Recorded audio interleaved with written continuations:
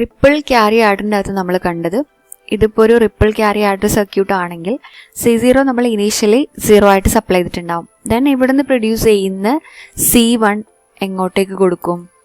ഇതിൻ്റെ ഇൻപുട്ടായിട്ട് കൊടുക്കും. ദെൻ ഇവിടുന്ന് പ്രൊഡ്യൂസ് ചെയ്യുന്ന C2 നെക്സ്റ്റ് ഇൻപുട്ടായിട്ട് കൊടുക്കും. C3 നെക്സ്റ്റ് ഇൻപുട്ടായിട്ട് കൊടുക്കും. ഇങ്ങനെ ഒരു ക്യാരി പ്രൊപ്പഗേഷൻ ഡിലേ വരുന്നുണ്ടെന്ന് നമ്മൾ ഓൾറെഡി ഡിസ്കസ് ചെയ്തു. അപ്പോൾ ഇതിൻ്റെ ഒരു പ്രോബ്ലം ഒഴിവാക്കാൻ വേണ്ടിയിട്ട് നമ്മൾ ക്യാരി മുൻകൂട്ടി പ്രെഡിക്റ്റ് ചെയ്തിട്ട് ഈ ഫുൾ ആഡേഴ്സിന് സപ്ലൈ ചെയ്യുകയാണെങ്കിലോ ആ ഒരു ഡിലേ നമുക്ക് എന്ത് ചെയ്യാം? അവസാനിപ്പിക്കാം. സോ സപ്പോസ് നമുക്ക് ഈ സർക്യൂട്ടിന് സപ്ലൈ ചെയ്യേണ്ട C1 ആണല്ലേ. സോ C1 ഇവിടെ നമ്മൾ ഓൾറെഡി ഈ ഒരു സർക്യൂട്ട് യൂസ് ചെയ്തിട്ട് ദാറ്റ് മീൻസ് ഒരു look ahead carry adder generator എന്ന് പറയുന്ന ഒരു സർക്യൂട്ട് യൂസ് ചെയ്തിട്ട് ഓൾറെഡി ക്യാരീനെ പ്രെഡിക്റ്റ് ചെയ്തിട്ട് നമ്മൾ ഇങ്ങോട്ടേക്ക് കൊടുക്കുകയാണെങ്കിൽ ആൻഡ് C2നെ നമ്മൾ ഓൾറെഡി പ്രെഡിക്റ്റ് ചെയ്തിട്ട് ഓൾറെഡി പ്രഡിക്ഷൻ അല്ല കാൽക്കുലേറ്റ് ചെയ്ത് നമ്മൾ ഇങ്ങോട്ടേക്ക് കൊടുക്കുകയാണ്. ആൻഡ് C3നെ നമ്മൾ കാൽക്കുലേറ്റ് ചെയ്ത് ഇങ്ങോട്ടേക്ക് കൊടുക്കുകയാണെങ്കിൽ ഇങ്ങനത്തെ ഒരു സർക്യൂട്ട് ഡിസൈൻ ചെയ്ത് കഴിഞ്ഞാൽ ആ ഒരു ക്യാരി പ്രൊപ്പഗേഷൻ ഡിലേ നമുക്ക് ഒഴിവാക്കാം. അപ്പോൾ നമ്മുടെ ഇൻറ്റൻഷൻ എന്ന് പറയുന്നത് ഇപ്പോൾ ഇവിടെ C0ന് ഡിപ്പെൻഡൻ്റ് ആയിരുന്നു C1 എന്ന് പറയുന്നത്, C1ന് ഡിപ്പെൻഡൻ്റ് ആയിരുന്നു C2 എന്ന് പറയുന്നത്. അപ്പോൾ നമ്മൾ ഡിസൈൻ ചെയ്യാൻ പോകുന്ന സർക്യൂട്ടിൽ C1, C2 and C3 should be independent. അപ്പോൾ അങ്ങനെ ഒരു സർക്യൂട്ട് നമുക്ക് ഡിസൈൻ ചെയ്യാൻ പറ്റുമെന്നാണ് നമുക്ക് ആദ്യം നോക്കേണ്ടത്.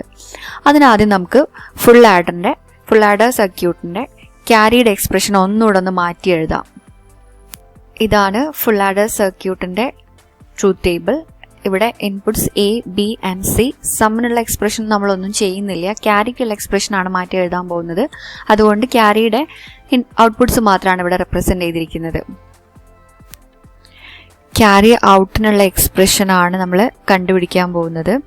അത് നമുക്ക് ഈ ട്രൂത്ത് ടേബിൾ ഒന്നുകൂടെ നോക്കാം. നമുക്ക് ഈ രണ്ട് കോമ്പിനേഷനെ നോക്കാം. ഇവിടെ നോക്കാം, എയുടെ വാല്യൂ 1, 1, ബിയുടെ വാല്യൂ 1, 1.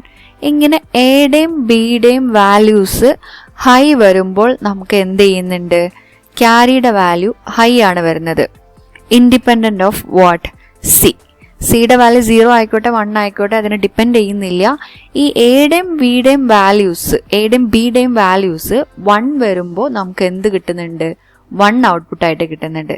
സോ ഈ ഒരു സർക്യൂട്ട് നമുക്ക് എനെയും ബിനെയും ഡിപ്പെൻഡൻ്റ് ആണെന്ന് എഴുതാം. So A.B.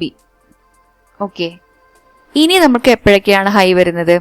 ഈ ഒരു ഇവിടെയാണ് ഹൈ വരുന്നത്. നമുക്ക് ആദ്യം ഈ ഒരു 4 കോമ്പിനേഷൻസ് എടുക്കുകയാണെങ്കിൽ നോക്കാം, ഹൈ വരുന്ന കേസ് നോക്കാം.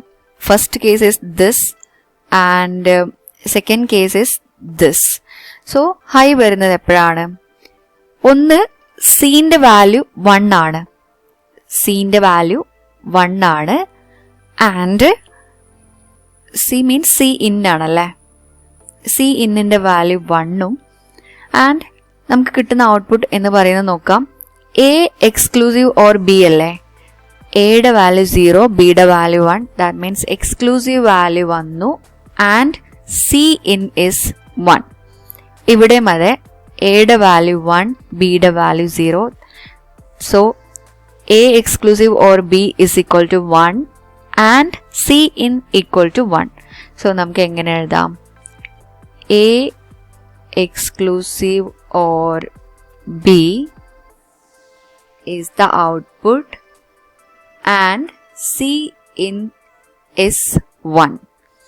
So ഈ എക്സ്പ്രഷൻ എഴുതിയത് ഒന്നുകൂടെ നോക്കാം. ഈ രണ്ട് സെറ്റിലാണ് ആദ്യം ഹൈ വാല്യൂ നമ്മൾ കൺസിഡർ ചെയ്തിട്ടുള്ളത്. സോ ഈ ഒരു ഔട്ട്പുട്ട് ഹൈ ആവുന്നത് എപ്പോഴാണ്? എയുടെയും ബിയുടെയും വാല്യൂസ് ഹൈ വരുമ്പോഴാണ്. That means A and B 1 ആവുമ്പോഴാണ്, ഇൻഡിപെൻഡൻ്റ് ഓഫ് സി. അപ്പോൾ നമ്മൾ എന്തെഴുതി? A.B. ആൻഡ് നെക്സ്റ്റ് 4 സെറ്റ് നമ്മൾ കൺസിഡർ ചെയ്തിട്ട് അതിൽ എവിടേക്കാണ് ഹൈ വന്നിട്ടുള്ളത്? ഒന്ന് ഇവിടെ വന്നു, നെക്സ്റ്റ് ഇവിടെ വന്നു. ഇവിടെ എപ്പോഴാണ് വന്നിട്ടുള്ളത്? എ എക്സ്ക്ലൂസീവ് ഓർ ബി ആണ് നമുക്ക് കിട്ടിയിട്ടുള്ളത് അല്ലേ. 0 exclusive or 1 is 1, and one condition is also there, Cin is equal to 1. ഇവിടെയും അതെ, 1 exclusive or 0 is equal to 1 and Cin is equal to 1. So A exclusive or B into Cin.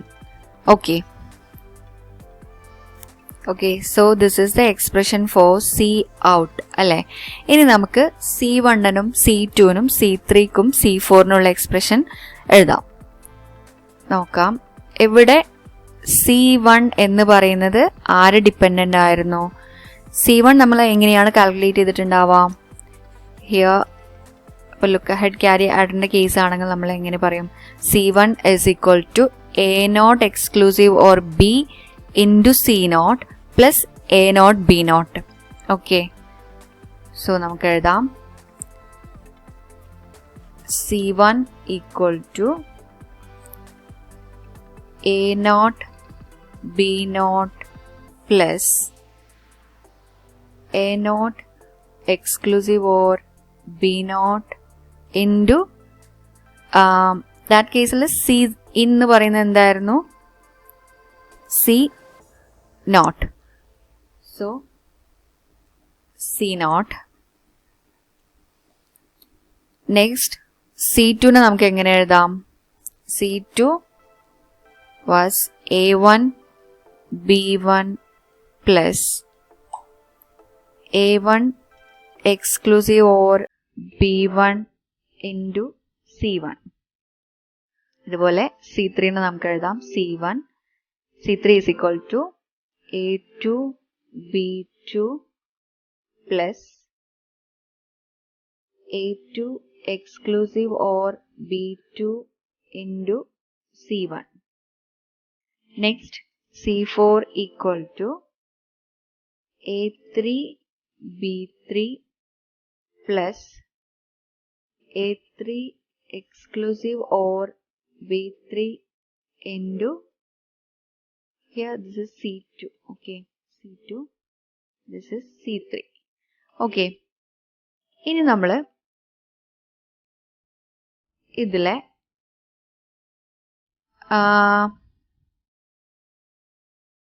this A0 dot B0 or A1 dot B1, A2 dot B2, A3 dot B3. അപ്പോൾ നമുക്ക് ഒരു generalise ചെയ്ത് എഴുതുകയാണ് ഞാൻ. AI dot BIനെ which is equal to GI എന്ന് represent ചെയ്യാണ്. GI means generating function. Generating function.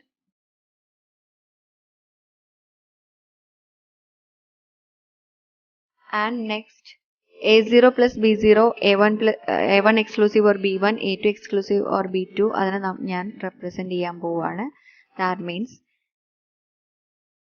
AI exclusive or BIനെ I am representing as PI.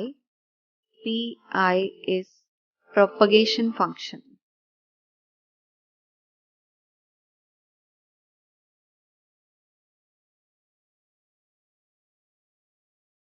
Okay, so നമുക്ക് ഇപ്പോൾ നമ്മൾ ഓൾറെഡി കണ്ടുപിടിച്ച് ഇതിനെല്ലാം ഒന്ന് റീറൈറ്റ് ചെയ്യാം. That means C1 equal to G0 plus P0, C2 equal to G1 plus C1 equal to G0 plus P0 into C0, C2 equal to P1 plus P1 അല്ലല്ലോ അല്ലേ, G1 plus P1 into C1 and so on. അങ്ങനെ നമ്മളൊന്ന് rewrite ചെയ്യാൻ പോവാണ്. Okay, that is C1 equal to G0 plus P0 into C0, C2 equal to G1 plus P1 into C1, C3 equal to G2 plus P2 into C2 and C4 equal to G3 plus P3 C3. Okay, ഇപ്പോൾ നോക്കാം. ഇപ്പോൾ C4 എന്ന് പറയുന്നത് C3നെ dependent ആണ്. C3 C2നെ തൊട്ട് മുമ്പത്തതിനെ depend ചെയ്യുന്നുണ്ട്. C2 C1നെ depend ചെയ്യുന്നുണ്ട്. C1 C0നെ depend ചെയ്യുന്നുണ്ട്. അപ്പോൾ ഇനി നമ്മുടെ ഇന്റൻഷൻ എന്ന് പറയുന്നത് ഈ എല്ലാ ഇക്വേഷൻസും ഇൻഡിപെൻഡന്റ് ഓഫ് ഈച്ച് അതർ ആക്കി മാറ്റുക എന്നതാണ്. ഓക്കെ, അപ്പൊ നമ്മൾ ഒന്നുകൂടെ റീറൈറ്റ് ചെയ്യാൻ പോവാണ്. C1 നമുക്ക് ആദ്യത്തെ ഇക്വേഷൻ തന്നെ എഴുതാം. That is C1 equal to G0 plus P0 C0. Okay, then C2 equal to എന്തായിരുന്നു? G1 plus P1 into C1. ഇനി നമ്മൾ ഈ C1ന് പകരം ഈ വാല്യൂ സബ്സ്റ്റിറ്റ്യൂട്ട് ചെയ്യാൻ പോവാണ്. Okay, that means which is equal to G1 plus P1 into C1 പകരം ഏത്? this one. Okay, that is G0 plus P0 into C0. ഇനി നമുക്ക് എന്ത് ചെയ്യാം? അത് ഉള്ളിലേക്ക് മൾട്ടിപ്ലൈ ചെയ്യാം. So G1 plus P1 G0 plus P1 P0 C0. Okay, so this is the expression for C2.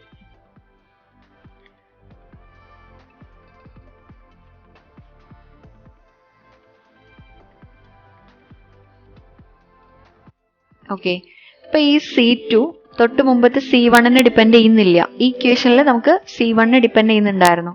ഇപ്പൊ ആര് മാത്രമേ ഡിപ്പെൻഡ് ചെയ്യുന്നുള്ളൂ? C0നെ മാത്രമേ ഡിപ്പെൻഡ് ചെയ്യുന്നുള്ളൂ. C0 നമ്മൾ ഇനീഷ്യലി സപ്ലൈ ചെയ്യുന്ന വാല്യൂ ആണ്, അതുകൊണ്ട് പ്രോബ്ലം ഇല്ല. ഓക്കെ, നെക്സ്റ്റ് നമുക്ക് ഇതുപോലെ C3ക്കുള്ള എക്സ്പ്രഷൻ കണ്ടുപിടിക്കാം. C3 was our C3 G2 plus P2 C2. നമുക്ക് ഏത് അപ്ലൈ ചെയ്യാം? C2ക്ക് പകരം ഈ ഇക്വേഷൻ കൊടുക്കാം. So C3 equal to G2 plus P2 into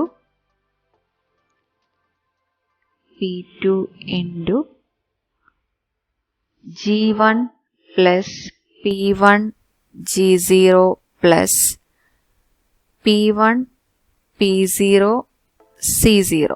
Okay, C2 here G1 plus P1 G0 plus P1 P0 C0. ഇനി നമുക്ക് മൾട്ടിപ്ലൈ ചെയ്യാം ഉള്ളിലേക്ക്. So G2 plus P2 G1 plus P2 P1 G0 plus P2 P1 P0 C0. So this is the expression for what? C3, which is completely independent of the previous carry C2 and just depend on C0. ഇതുപോലെ നമുക്ക് C4നുള്ള equation കണ്ടുപിടിക്കാം. So C4 equal to G3 plus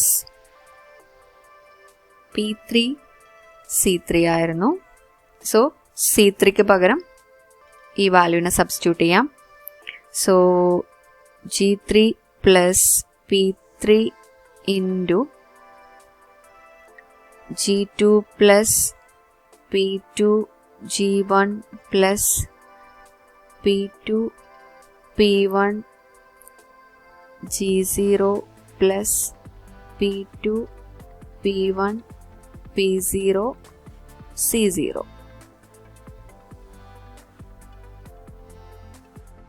നമുക്കിതിനെ ഒന്നുകൂടെ എഴുതാം. which is equal to G3 plus P3 G2 plus P3 P2 G1 plus P3 P2 P1 G0 plus P3, P2, P1, P0 and C0.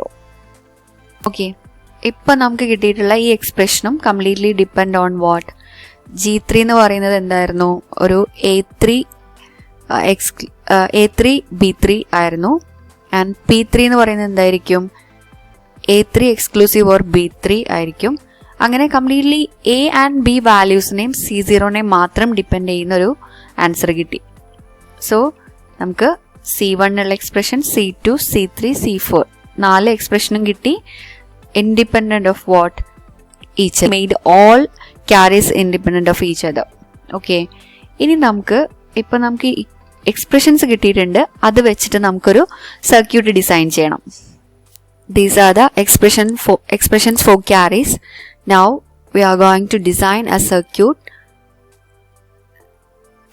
നമുക്കിങ്ങനെ 9 lines വരയ്ക്കാം. ഈ lines representing this line C0, P0, G0, P1, G1, P2, G2, P3 and G3. ഇനി നമുക്ക് first one implement ചെയ്യാം. That means C1 എങ്ങനെ കിട്ടും? G0, that is here G0 plus P0 into C0. That means P0 into C0. P0 and C0 are given to a AND gate, and which is ORed with what? G0. So this is our C1. ഇതേപോലെ നമുക്ക് C2 expression കണ്ടുപിടിക്കാം. C2 is G1 plus, that is here G1 plus P1 G0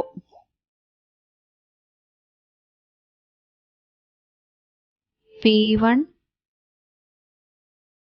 G0 and next P1 P0 C0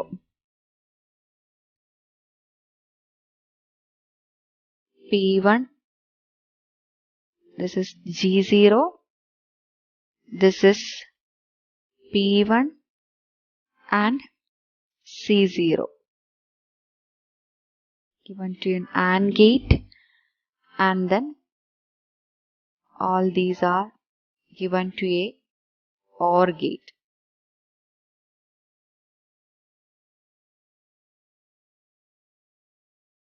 So this is C2. In the same way we can find out C4, C3.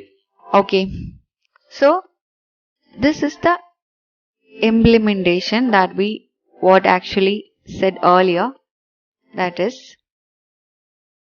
okay, നമ്മൾ ആ ഒരു circuit design ചെയ്തല്ലോ. ഈ and ഗേറ്റും or ഗേറ്റും ഒക്കെ ഉപയോഗിച്ചിട്ട് C1, C2, C3, C4 എന്നുള്ള സർക്യൂട്ട് ഡിസൈൻ ചെയ്തല്ലോ. That is here. Okay, then നമുക്ക് എന്ത് ചെയ്യാം? നമ്മുടെ ക്യാരി നേരത്തെ തന്നെ കാൽക്കുലേറ്റ് ചെയ്ത് നമ്മുടെ ഫുൾ ആഡറിന് കൊടുക്കാം.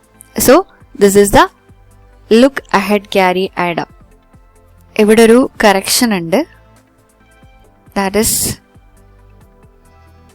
C2ന്റെ എക്സ്പ്രഷൻ എന്ന് പറയുന്നത് P1, P0 ആൻഡ് C0 ആയിരുന്നു അല്ലേ? സോ ഇവിടെ നിന്നാണ് കണക്ഷൻ കൊടുക്കേണ്ടത്, G0ൽ നിന്ന് അല്ല. So here is A correction.